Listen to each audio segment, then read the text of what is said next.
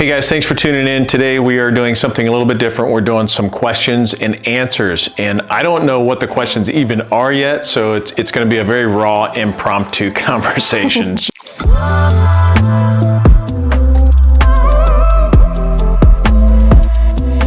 I don't know what to expect, but she's got some questions, and they're part of conversations that, well, actually, they're part of questions that people are asking, revolved around relationships, marriage, kind of all things.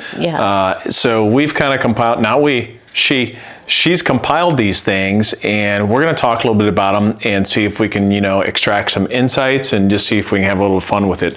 But hey, if it's your first time here, thanks for joining us. Look, this is called Conversations Left Behind because we literally are leaving conversations behind on YouTube. So we're so glad you're here, but we'd love for you to join in the conversation too. So please leave comments, thoughts, questions in the comments on this video, and we do follow up, and we'd love to see what your thoughts are too. Lastly, I would say, hey, thanks to all the subscribers out there. We are a brand new channel, and by the time this releases, we are rocketing to 500. So we've already hit 500 subscribers and trying to figure out, wow, how did we get here in a couple weeks? It's incredible. So the support is just amazing. Thank you. If you're new here, again, like, subscribe, but most importantly, join in on the conversation. Let's get to it. Let's get to it. All right. What do you got? This one, I'm interested to hear. Oh boy. What was your first impression of me? Oh, okay. And then I will answer the same. Okay. She's hot. Long time ago. Oh, she's hot. Oh, yeah. Really? Well, that's so nice. I mean, it's superficial, I know, but I was a kid. Yeah. What do you expect me? Like, she's so smart. Oh, yeah. She's so intelligent. No, I'm just saying, No, I was like, hey, she's pretty hot. Yeah, I don't know. Mine is different. Yours was the same. Yes, I thought you were good looking, but that first impressions it was more of, I just heard about you for so long, so Was it you heard about my intelligence? No. Anyway, so I just... be nice. I'm trying to be honest. So it was more honest mixed with, meshed in with a little nice. Yes. Well, I did. I thought you were good looking, obviously. Thank you. But I also it was more of I just thought you were kind of cocky because you were, you were the thing, and everybody knew who you were, and you weren't cocky. You were not like that. I know that now. You never have been. I didn't think I was ever cocky. That was from things I'd heard. You thought I was cocky. Yes. So. But not because I was actually cocky. No, you weren't actually. I'm just saying that was an impression I had just from things I heard. So. Well, obviously it worked for you. It did, because you weren't. Obviously, yeah. So, but that was my first thing, was like, oh, I probably should stay away from that because, different things I just didn't know. I didn't know you. So I was just going by different things I'd heard. So, but you are not at all. Interesting. And never have been. Okay. Like that. Thank you for sharing. Okay. So what did your family think of me? Oh, they warned me up front. They're like, look, you better be careful what you get yourself into. We can see that she's trouble. And, it's just going to be a lifelong commitment that you're going to have to engage in and suffer through. Yeah. Are you sure you want to go through? You're so full of it. I'm totally lying.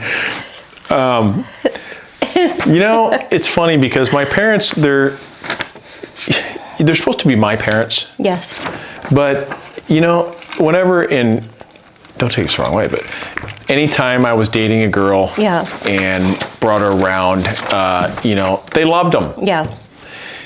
Yeah, even if they were ornery or whatever else, they probably didn't know that side of them. Right. But they loved them. So yeah, they loved you and thought you were great and everything else. They didn't know like the other side of you, like when you were being ornery or anything like so that. You just said they didn't know that side of people. So then, when I wanted to whine about, how you were and everything else, they defend you. Yeah. A lot of times your mom was on my side more than yours for I know. That's messed up. But anyway, in my family, I'm trying to think, they didn't dislike you. Yes, they did. No, they didn't. They disliked me. No, they did not. No? No. Didn't they call me a cracker or something? A cracker? Yeah, because, that no, I think my mom was just concerned. Christian, so they called... No. They said we were crackers or something, right? You weren't at the time. You guys Well, I know, but just, Anyway, no, my mom was just concerned because you're like a wild guy, just driving fast and whatever, because we got in that accident. So she was just concerned about that kind of stuff. So, but they didn't dislike you.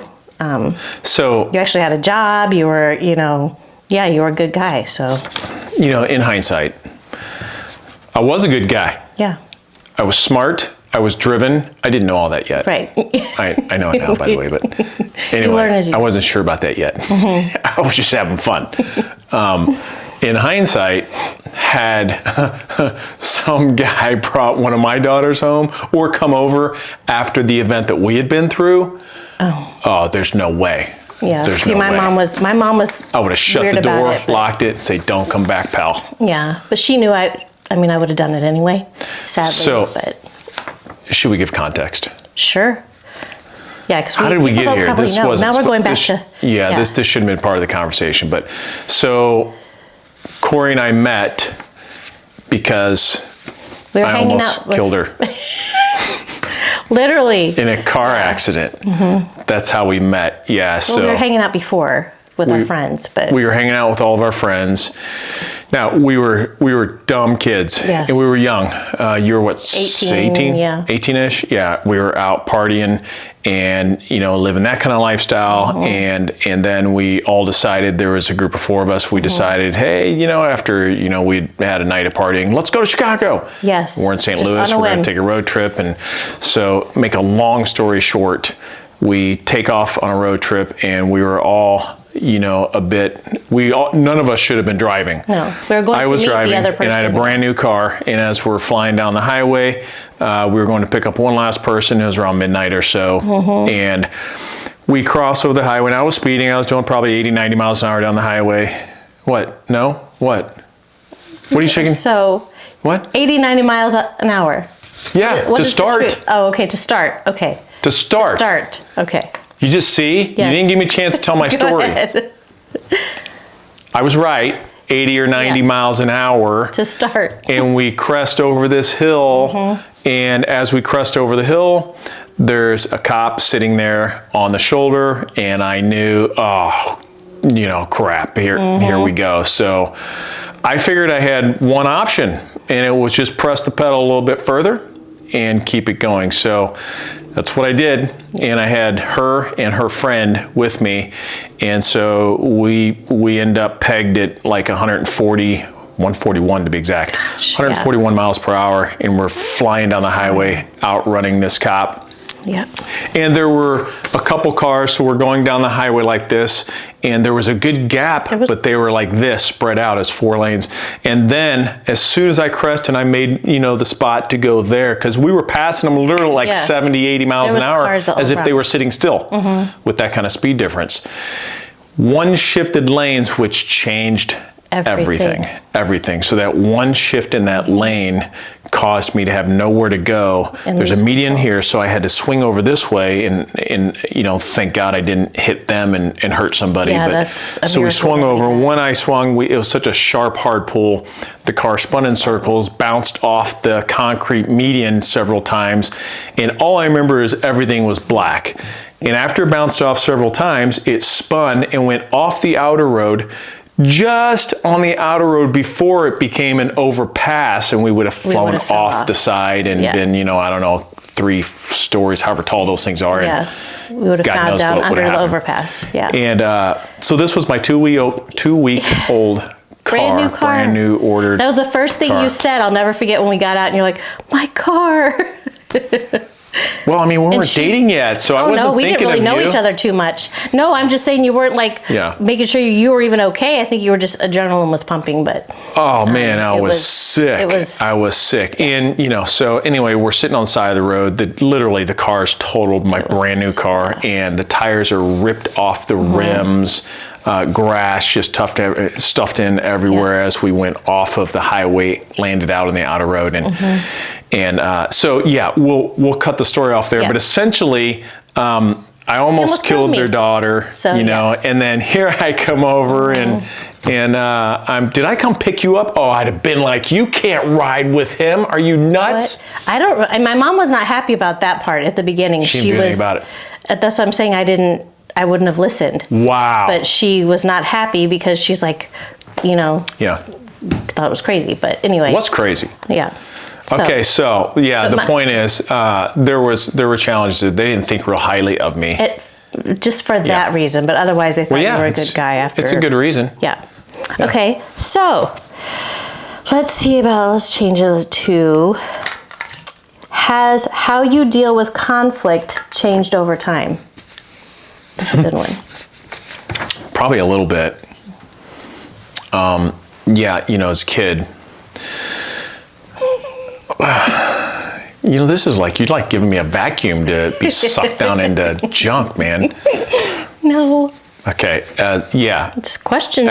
As a young guy, why aren't you answering them? I am. I'm answering. You answering them too? Yes. Okay.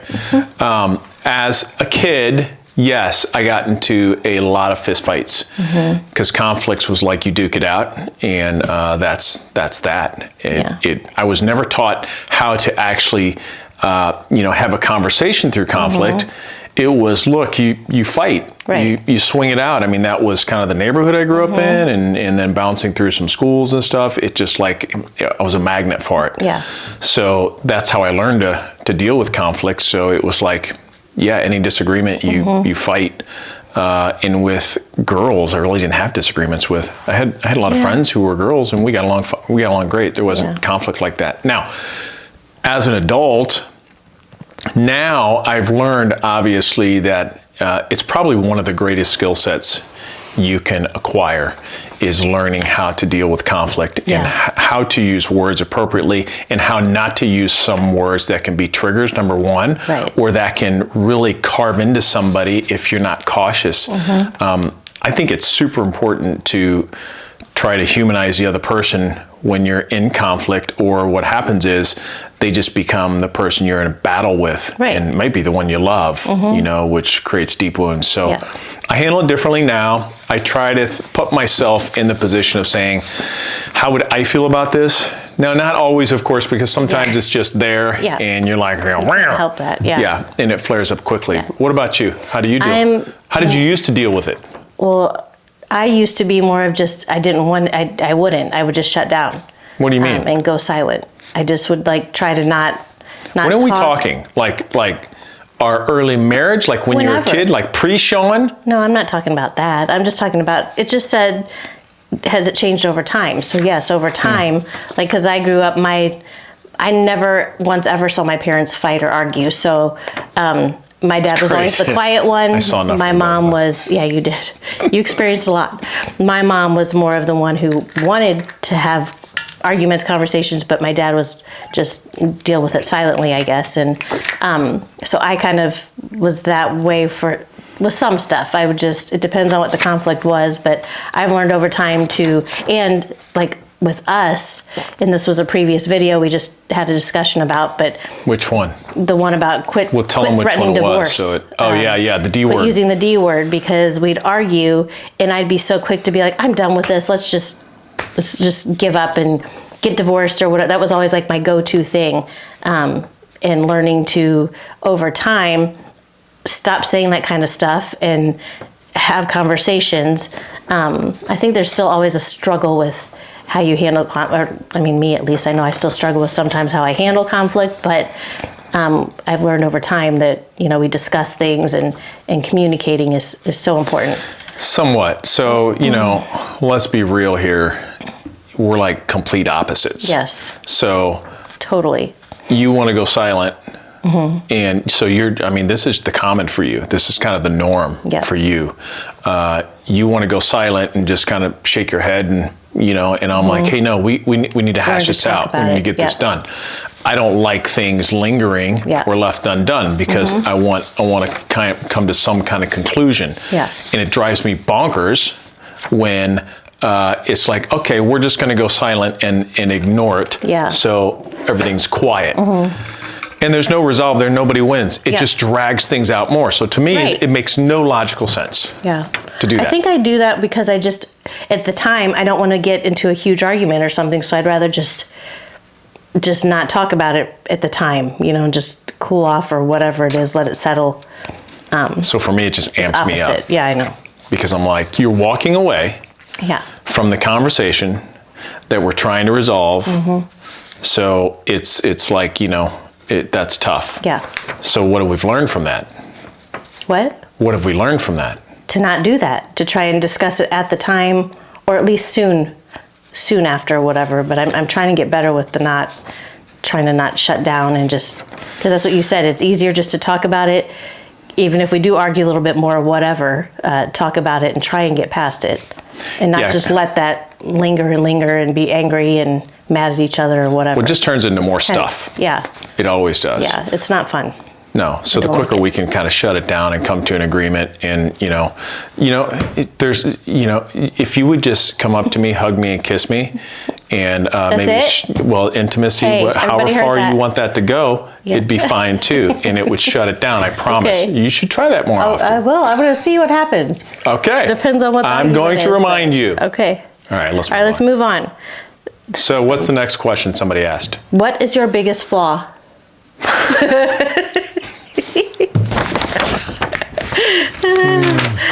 I'm gonna have to ponder on that. I have a lot, so I was trying to figure out which thing I'm gonna say. Oh, that's a big one. Yeah. Maybe we should ask each other what the other person's biggest flaw is. Wait, what? For me to say what your biggest flaw is? For me to say what yours is? Yeah. Scared. I'm trying to think of what I would say. Oh. Because I know I have a bunch already that I could have said. I don't know. I don't know that I can answer that quickly off the cuff. Yeah, what my biggest flaws. I don't know. Okay, maybe kind of. What? Maybe kind of. But it can be a good thing too. So I think one of my flaws is I'm super impatient. Yes. You didn't have to agree so quick. You are. Okay, this is going to come back. It's not always a bad thing. Okay, so let me put it in context. I know I'm super impatient. Yeah. But it also is part of the reason, I believe, why I've, a lot of the things that I've achieved have been achievable in my life, because I'm after it, and I try not to waste time, and it literally bothers me if I'm wasting time. So, that's not a bad thing. No, I know, but it has a bad side too. Yeah. But not everybody's on that same pace as me. Right. And that's where the challenge comes, because you want everybody to be, but you're not. So you and I move at different speeds. I'm like 120, and you're like 20. Oh, I'm not that. That's a little drastic. I'm like 120, and you're like 30. Where do you think you are? What's wrong with you? 100. You are not 120. Girl, that is wishful thinking. 90. Okay. 64. I'm like 120. Whatever. You're 64. Okay, whatever. That's good. Okay. Okay. So anyway, that's how I see our speeds. Yes. Okay. So not in talking. I'm not talking about speaking. I know. Because you're yeah, I'm not like that. Yeah. So you blast it out so fast that sometimes I don't even understand what you're saying. That's not the same thing. I just mean in the things that we do and how we operate, and chomp away at to-do lists or responsibilities and those things. I'm fast and I'm furious on the stuff that needs to be done. Yeah. But some of it's probably because I'm an entrepreneur, so I run a couple different businesses. Yes, I have to be to make things happen and everything else. So the challenge with that is, again, that we're not the exact same speed. So we have to learn to have a little grace for the other person who's not the same speed, although it can be terribly frustrating. Yeah. Sometimes, So I guess that might be my biggest flaw. What about you? What's your flaw? What do you want me to name more about me? Oh, no. One's enough. No. Let's talk about you. We're supposed to talk about one. That's what I was trying to think about. Which one do I want to say? The biggest. But number one-est. One of them. What's your number one-est? I know one big one is not listening or not speaking over when you're talking, because I'm so quick to just blurt out my thoughts when you're not finished with yours, and I know that's a big thing. So because so that's mine. That's a good one. I know. You're right. So you annoying blast over me before I have 3 words of the sentence out in a response to a question that you asked me, by the way, and just that's super hard. Yeah. Yeah. So we do have a tip for that, but we have to redo that video because it was flawed and it was a great lesson. It was really good. It's called Who Gets the Pen? Yep. So who has pen? Who has the pen? Okay, let's move forward. Ready? Okay. I mean, we both know the same. Okay. Who was the black sheep of your family? I mean, we can't. I mean, I was. You were. Oh, I was? I mean, who? Oh, who do you think was? Well, I don't know. Oh, okay. One I of just 2. Assumed you were. Because you're always getting in trouble, and I mean, I'm just thinking of not black sheep, like ostracized. What does that mean, black sheep? I don't know. That's what I was just saying. It don't mean like ostracized or something. It's more of just the trouble. That's what I was taking it as, like troublemaker, the bad one. Or there's always seems to be one in every family that gets in trouble or I wasn't things like that. Bad. I was free-spirited. Okay. What was I then? Bad. I was not bad. I just made bad choices. I did some of that too, but mine was just more. I was just kind of a rebel and wild, and I like to have fun. Right. So it was fast cars and having fun, having fun. Fun was my number 1 priority. Yeah. So I did some of that, and some of it got me in trouble. But I had no regard for consequences. No, you did not. I just didn't. I mean, even whether police or... You're still kind of, it just depends on what it is. Is this because I parked the Humvee in the compact car spot this morning? That was really funny. That was really funny. Well, I figured one of 2 things. Either, so I have a Humvee for the audience to understand, which gets really bad gas mileage. I don't even know what it is because it's not worth counting. It's that bad. Yeah. I never drive it, but we drove it to breakfast this morning, and the parking lot's full where we were having breakfast. And so there's this one spot open for a compact car. And I thought, they do that to reward them because they're driving fuel economy, environmentally friendly vehicles. And I thought, so which would be more environmentally friendly? If I park in that spot now with my Humvee, or I drive around in the parking lot for another 10 minutes trying to find a spot. Yeah, that's pretty good. I did the world some good today. You squeezed it in, and it was good. I did. You just left the headlights on and the blinker on, but that's okay. That was so messed up. I'm like, what the heck? The blinkers on. The blinkers on the whole time. So now it looked like a jacked up truck. Oh my gosh, like this truck has no brains or something. It's the headlights are on. It's going blink, blink, blink while we're eating breakfast the whole time. Yep. I'm just glad the battery wasn't dead. I know. That's what I said. Anyway, so it was more just rebellious, and I just never had a high regard for somebody telling me what to do. Yeah. Same. I was just not, I just did what I wanted. My mom would say things or not want me to, and I did. And I'd just leave when I wanted, didn't come home, whatever, just things like that. And my sister was always the good one when we were young. So it was always, I was always the one that got in trouble. So yeah. We were meant to be. I know. Okay, a couple more. Let's go. So, you're going to like this one. How much should you be intimate?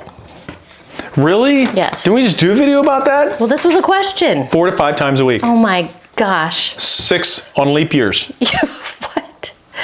You're crazy. You're psycho. No. It's true.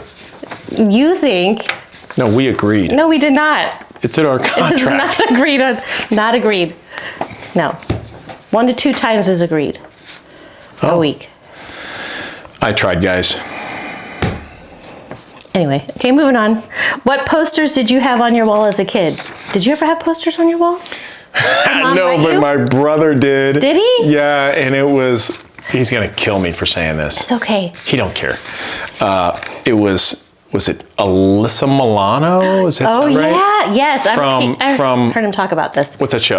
Not Full House. What was it called? No, Boss. Who's the boss? Who's the boss? Yeah. Who's the boss? That show there. So, and I mean, she was gorgeous. Yes. Obviously. She was pretty. Except for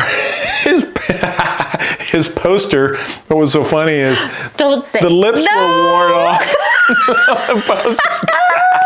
Yeah, so I guess he's gonna kill you for that. He was smooching the poster. Oh my gosh. He grew up. He doesn't do that anymore. So just a disclaimer. But that's funny. yeah, posters on my wall. Did you have any?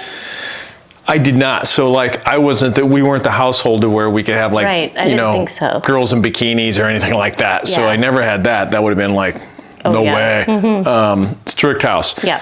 Mine, I think I had like a couple cars because, cars have always been, an interest of mine. Outside of that, I don't know. That was it. Yeah. That's an interesting question. Mm-hmm. But yet my brother gets Alyssa Milano, and I wonder what other women he had hanging on his wall as just a kid. Yeah, but by then he was, you guys weren't, it wasn't as strict anymore.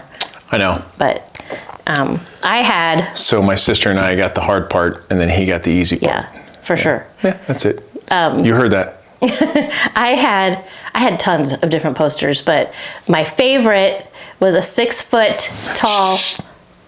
What? I want to guess. Don't you already know? No. Oh. But I think I do from all the stuff you say all the time. I'm like, whatever. Oh my gosh. When I was a kid. Can I guess it? What? Yeah. John Bon Jovi. Yes. Oh my gosh. 6 foot tall poster of John Bon Jovi.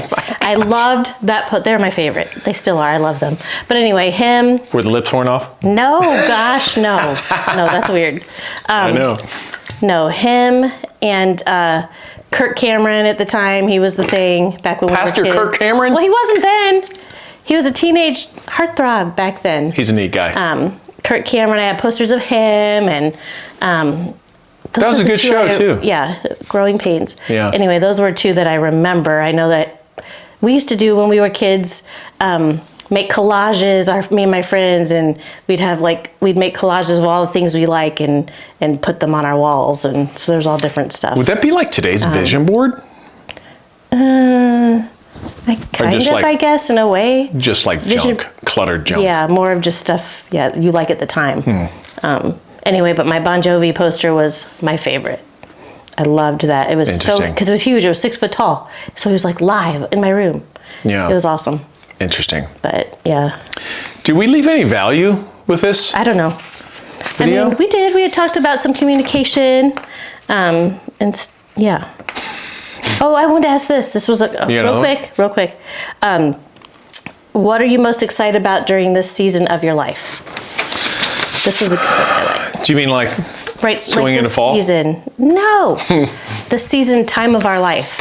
Okay, this time of our life. Our kids are grown and married, most of them, except for one. And gosh, I don't know. So, the thoughts that I've been swimming on, and it's legacy, number one, and just trying to figure out, how this looks. Because at 52 now, I'm like, hey, in 20 years, I'm my parents.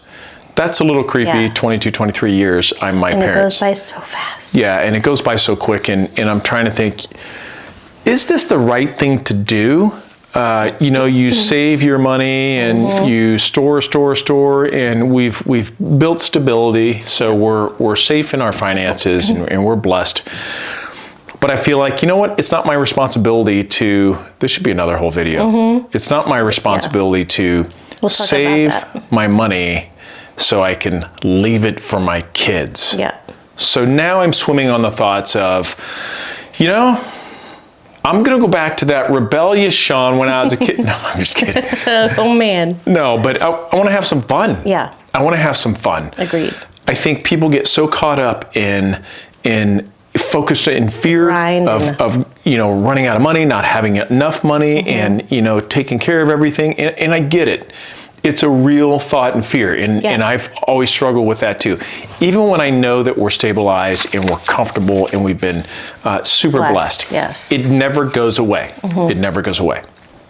So in this season, I'm excited about, a little nervous, little bit of anxiousness and trying to figure out how it all comes together. But I'm really excited about how do I do this to where now this next season of my life becomes, being fulfilled by what I'm doing. not working to produce because I have to, right, but doing what I want that fulfills my desires. This podcast was part of that. Part of that. It was something that, I love talking to people, and I would do this whether through coaching or whether through the book that's coming out, Fear to Fortune, or any of the things, the mediums that, we're working through. I love talking with people and just, soundboarding so we can all work to be the best that we can be. And this is that. This is exactly part of that. So I know today's conversation was kind of like, loose and goofy and stuff, but, maybe there was something in there. It only takes, there's so many different personality types.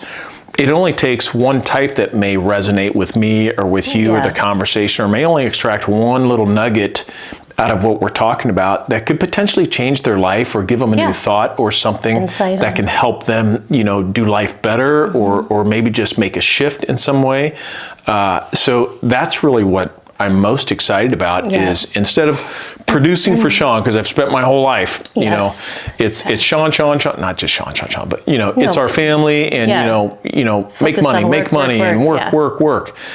And I've sacrificed so much.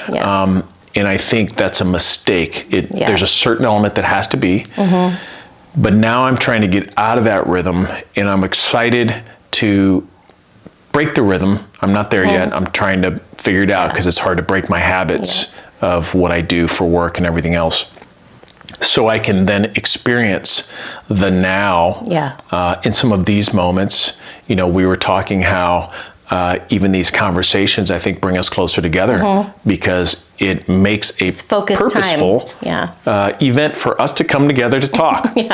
We just happen to be recording it as well, So it's pretty cool. So I would say, as a whole, that's what I'm most excited about is the discovery. The conversations with all these people that we're able to reach through, YouTube now, to where the conversations just expand to so many more than who we could talk to otherwise, and just doing life together. I think that's something exciting as it unfolds in real time. And that's the same. I'm excited for just change as well, and I'm excited for you because you've worked 30 plus years doing just grinding constantly. So it'll be nice to see you actually.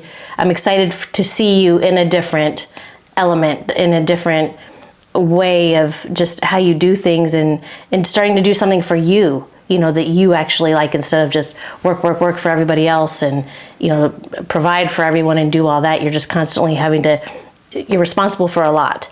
So it's nice. It's exciting to see that I'm excited to see the change of what's to come with the book, with just all the different things. So, and just change, like for us to have more freedoms and stuff like that. So it's just a different time of life, and it's exciting because I'm excited for the change.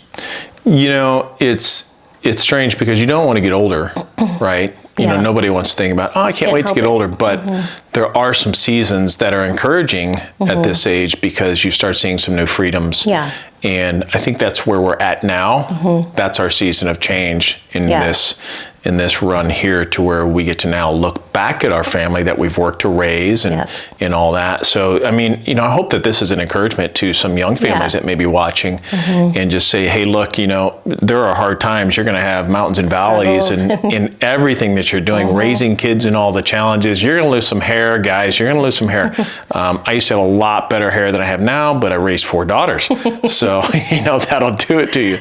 But there are also some amazing blessings that come later that we're experiencing that you can look forward to. So you'll have some freedoms from the responsibility of raising your kids once they become self-sufficient, that you can now focus on each other again more. Because a lot of times it feels like, you start out like this and then you go like this because the kids and everything are all number one, careers, all that movement.